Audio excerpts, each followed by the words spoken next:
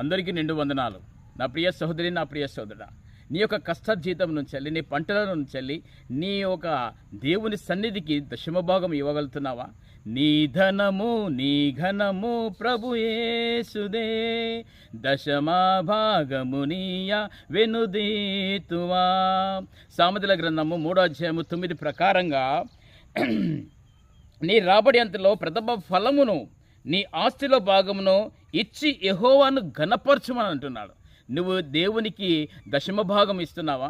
మన దగ్గర చూసుకున్నట్టు ఉంటే బడి దొంగలు ఉన్నారు, గుడి దొంగలు ఉన్నారు, కానీ దశమ భాగం ఇవ్వకుండా కొంతమంది ఉన్నారు. నా ప్రియ సోదరి, నా ప్రియ సోదరుడా, దశమ భాగం ఇచ్చి దేవుని గణపరిచిన వారు నిండైన మెండైన ఆశీర్వాదాలు పొందుకుంటారు. నువ్వు ఎప్పుడైతే దేవునికి సన్నిధిలోకి వెళ్ళి నీ దశమ భాగము, నీ పంటల భాగం ఇచ్చినట్టుంటే నీవే దీవించబడతావు. ఆమెన్.